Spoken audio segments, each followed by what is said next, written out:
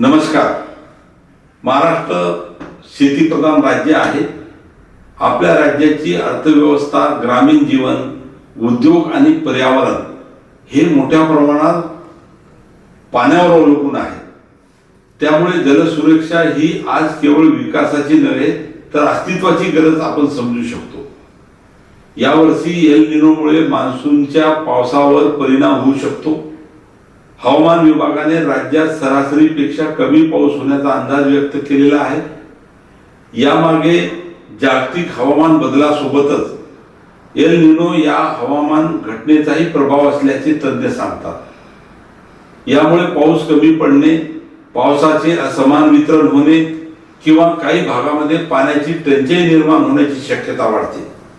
अशा परिस्थितीत केवळ पावसाची वाट पाहून चालणार नाही तर उपलब्ध पाण्याचे योग्य नियोजन आणि संवर्धन करणे अतिशय आवश्यक असून आपण पाऊस वाढवू शकत नाही, पण पडणारा प्रत्येक थेंब वाढवू शकतो.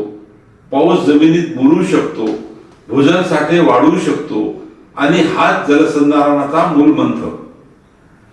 आज राज्यातील अनेक मोठी धरणे पूर्ण क्षमतेने भरली नाहीत, तर भविष्यात पिण्याचे पाणी, शेती आणि उद्योगासाठी आव्हाने निर्माण होऊ शकतात.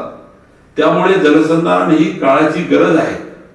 मृद व जलसंधारण विभागाने या पार्श्वभूमीवर राज्यभर मोठ्या प्रमाणात कामे हाती घेतली आहेत. गाळमुक्त धरण, गाळयुक्त शिवार योजना, जलयुक्त शिवार अभियान 2, प्रधानमंत्री कृषी सिंचन योजना, पाणलोट विकास घटक 2 यासारख्या उपक्रमाद्वारे जलसुरक्षा मजबूत करण्याचे काम सुरू आहे. सन 2025-26 मध्ये गाळमुक्त धरण व गाळयुक्त शिवार योजनेअंतर्गत सुमारे 3 कोटी घनमीटर गाळ काढण्यात आला आणि तो शेतकऱ्याच्या शेतात पसरविण्यात आलेला आहे. त्यामुळे एकीकडे जलाशयाची साठवण क्षमता वाढते तर दुसरीकडे जमिनीची सुपीकता सुधारते. तलावामधून काढलेला गाळ शेतात पसरवलेल्या शेतकऱ्यांना मार्च 2026 मध्ये 23 कोटी निधी देण्याचा निर्णय सरकारने जाणीवपूर्वक घेतलेला आहे. यामुळे राज्यभरातून या योजनेला चांगला प्रतिसाद मिळाला. तसेच जलयुक्त शिवार अभियान 2 अंतर्गत सुमारे 1,40,00,000 कामे प्रस्तावित करण्यात आली आहेत. त्यापैकी मोठ्या प्रमाणात कामे पूर्ण झाली असून उर्वरित कामे याच वर्षात पूर्ण करण्याचे निर्देश देण्यात आलेले आहेत.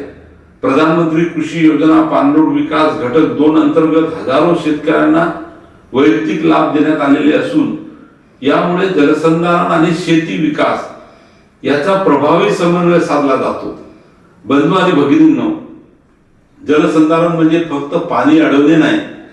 जलसंधारण म्हणजे पर्यावरण संवर्धन, जलसंधारण म्हणजे भूजल पुनर्भरण, जलसंधारण म्हणजे शेतकऱ्यांना उत्पन्नाची सुरक्षा आणि जलसंधारण म्हणजे भविष्यातील पिढ्यांसाठी पाण्याची शाश्वत व्यवस्था. आज हवामान बदलाच्या संकटासमोर संपूर्ण जग उभे आहे. अशा वेळी महाराष्ट्राने जलसंधारणाच्या माध्यमातून एक लोकचळवळ उभी करणे काळाची गरज आहे. शासन, प्रशासन, स्वयंसेवी संस्था आणि सामान्य नागरिक यांनी एकत्रितपणे या अभियानात सहभागी होणं गरजेचं आहे. मृद व जलसंधारण मंत्री म्हणून मी राज्यातील जलसंधारणाच्या कामासाठी कुठेही निधीची कमतरता भासू देणार नाही याची ग्वाही आणि हमी देतो. चला पावसाच्या प्रत्येक थेंबाचे संवर्धन करूया, दुष्काळाला हरवूया आणि जलसमृद्ध महाराष्ट्र घडवूया. जय हिंद, जय महाराष्ट्र. धन्यवाद.